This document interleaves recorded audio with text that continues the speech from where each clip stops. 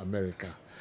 And the result a PP free mu by ne transfer stories and so kakra and others. Yenshemu and Enra Babylon Sanders winning 1-0. Yeah. Third tier. Tier 3 club of South Korea. Yes, I do. And then tier 1, tier 2, tier 3 club of South Korea. Wow. K League no. Yeah. But Sundowns said they were far better than them. Okay. Sama unso mo be born a delay. A delay for some almost 1 hour. Yes. Into na matter say my match na me. And said you want the food or place Sundowns channel now mo baby na e ho bibie what is this? No, okay. No mo treba. Omo ba be chase no on say tournament ye bo din na wapi. Yes. Ye bo din na wapi including referee. E che no ba say weather condition no. Enye. And said you na nipa no stadium no 197. Time Mbabe starting no. Then nipa 197. Yeah. Omati ticket ne so ama we student e okra $25 e utimi tobi. E ba be Orlando. Yeah. But still an crofo ma. And said you normal because the two teams na normal ball e wo venue it was an unfamiliar teams to the people of Orlando. But said you at least whether no is stable my head is share so my dream said TV na na bia e ma me problems and anti afia ansa na me call football ne flash call ne ansa na me who said delayed. Wow, okay me hear River Plate match no still na me ho tie analysis na yourselves na nti e ma me who say weather conditions no mo ba be start your game on sa ko said you clearly ma the opposition a obetim dia match Sundowns. Okay, Sundowns setup and I was a typical attacking minded setup and I'm Melody Sundowns the room knowing very well say opponent no mobile bebono omo hu odi ni stro bebrebe. On the field of play it proved to be otherwise in as much as say Sundowns a dominating play from defense midfield attack omo she goes makom yensa ba ko pena seju omo etimi agi enti Africa no almost search for almost first win in the competition no they tough and so okay how are you? So the Koreans were so intense, so athletic. Anytime you almost going for 50-50 balls, almost match pace. But Sundowns were relaxed, stick to their plans, stick to their philosophy. Almost passing range now, no more ball. Almost the game now from Mudau, Naba Mudiba, then Grand Kekana, Naba midfield of Marcelo Allende, and now Marcelo Allende was all over the place. Now a Fabebia, Onimukwena in midfield. Now, always say, Enra, almost decided to go in for experience, almost started Tembas one on the left, and he really played very, very well. Emmanuel Tim Ekoyi Edemai. So, Yakase, Ali, and almost first win, it was a drawn game. I had him for Africa, but Enra Melody Sundowns, ya dear. Timbia no Michel Guayeni, or Michel Guayena, said you, and Koma Bambebua, almost team to us answer, but still they found a way to hit the back at the back of the net. But you know BBC. Okay. Rafikalak bekache hana no say 8-second rule no. And no referee di match near top European referee Clement Tepen in the day. Yeah. Goalkeeper Rodwan William che ball no 8 seconds. And no ball on sim oje corner. Etiam. Okay. Nti na wo TV. Okay. Okay. Nti obi an say okay. And no me who say e be to competition. Okay. Eti eno na ye hwe okay once ball ni kura goalkeeper Rodwan Williams 8 seconds ne pa ho e na ball ni sim ball ni sim no e na referee comment pen ball aben video ni kokosi say do higher once wapeja ni nsem yedu 5 no 3 aka ho 8 second time na so na players ne ntiase wo say wo hwe Korea for na no mo ntiade adekura asiase wo hwe omo pocha. But no, catch almost say 8 seconds rule. Ason into a corner kick. Omunkobo intia omu. It is Sam Rana and Africa like Kamahano. Enra. And I started FIFA Club World Cup in Orlando. Melody Sundowns game as I do it in Basel. In all, it was a good game and a good win for Africa. And then no name him Sundowns and disappointed. And said General Enra Omo and disappointed. Omo quality. And I feel almost style of play no so why teams na perform or tournament na almost style near the typical South American African style of play and then Sundowns here they devoid of the competition. I think Sergio they did really well. Sure. Fluminense and Dortmund the boom or MetLife na eno nso said you nipa nso ansa nko saa but we any day Brazilians need chile bibi ewo the competition. It's early days yet, but the reality is that omo ya chile apart from Barca, Madrid, PSG and the top European teams no ga beda omo league no any omo teams no any talented European teams no emunwa eno ye hwe Borussia Dortmund na omo ni Fluminense ebo when you the Fluminense early times ano omo Andre Trinidad man no omo form. But at least, and Obia who said Fleuela and Thiago Silva, Fabio imposed defense was intact. A midfield of Nonado, Obi Osha Brantia Fen Martinelli in midfield, said you, and a Hercules, Omomi and Sandy 15 solid. An attack of Everardo and Obi Onim Santiago Arias of Colombia, dear. Let us own himself with sheer quality. But said you, Enra, Omo match Dortmund at any level. Dortmund with Besembani, Artin, Oba Infinifino, and no more Pascal Gross, Michel Sabista, the likes of Davinson, Riesen, and no more Karim Adeyemi, Julian Brandt, and then Brandt FN Segu Grassi up front.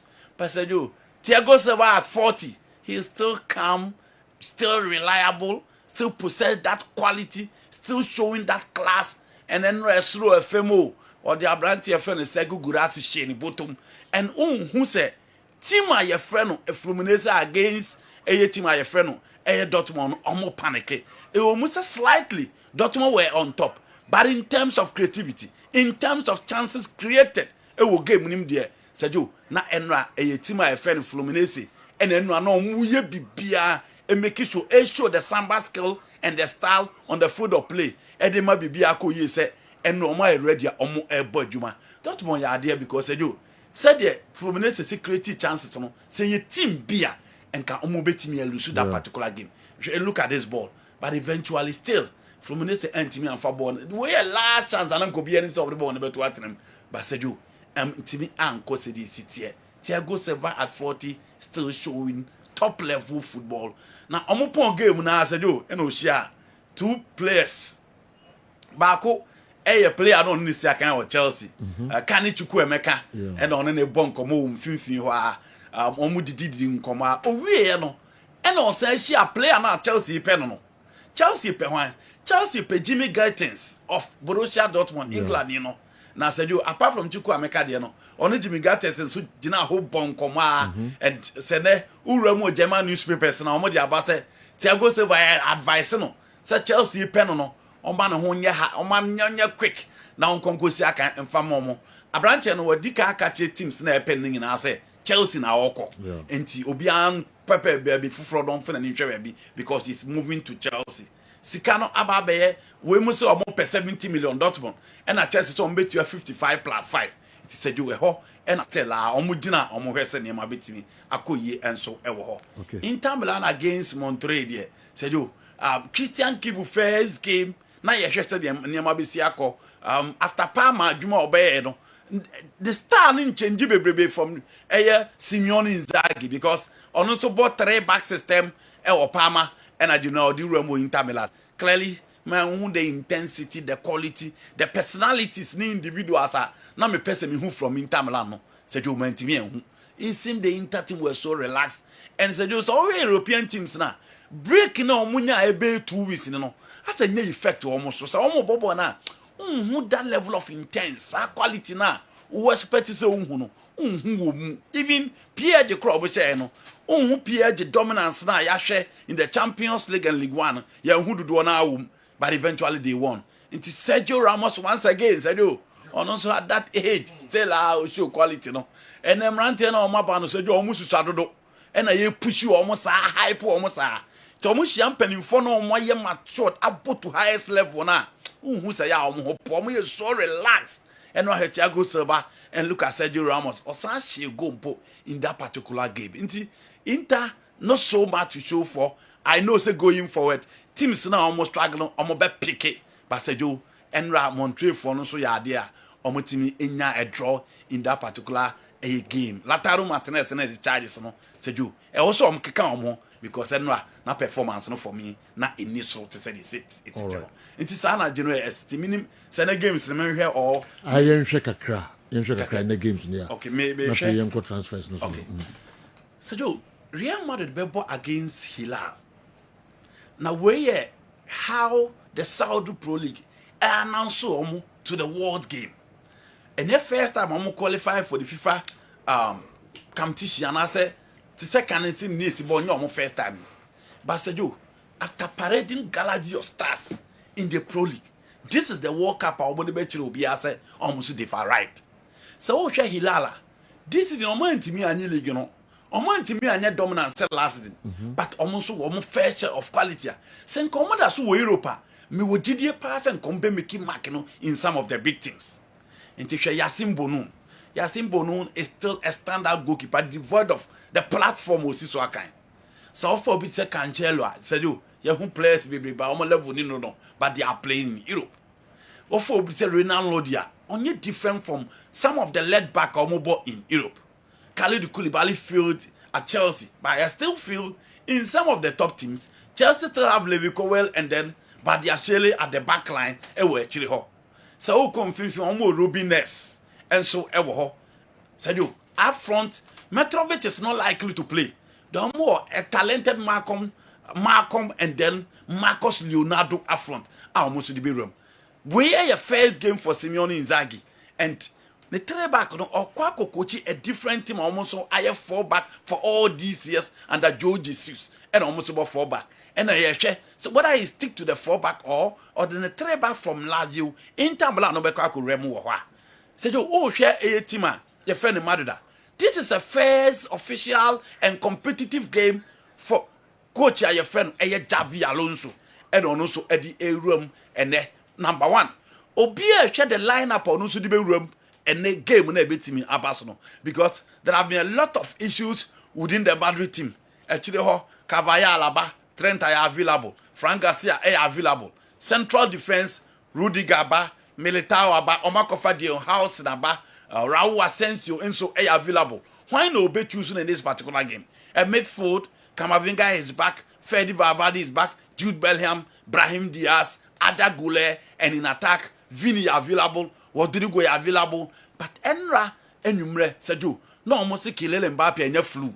It is a no to us there. He's not likely to start in this particular game. In Tianopay, obey Tequila's fitness test. Say, oh, you okay?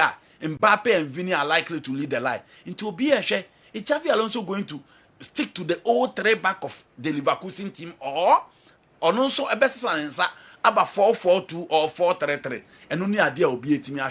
Said you. The approach will not be different.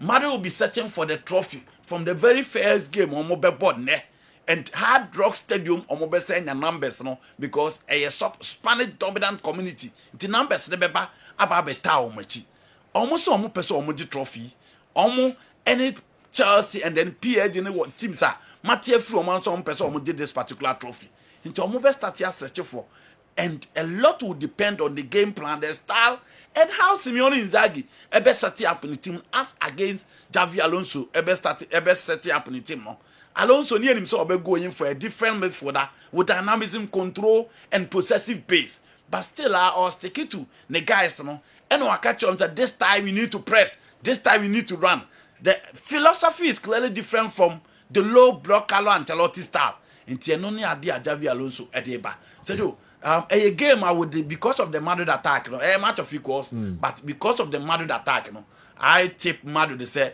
2-1 probably in this particular game. But we are not there because we are more complaining. But they should be ready for the sunshine. Yeah. Major work of Morocco, they are not the Amawa and Timmy Street on the transfers and the fixtures and as all right. Until before say ode a bebre me say times no enzo ehun hia pa say Inter any Montreal mo dinga bo 1-1 right o man match 1-1 until Man City any work match na wo ka ho asem no 4 p.m. I want for most of the time no soon but sounds like Real Madrid omone Al Hilal game no and so 7 p.m. And that is the Trana TV home area. Yen sorry, I could say. And at 10 p.m. Pachuca for no Salzburg and a Bishop. All right.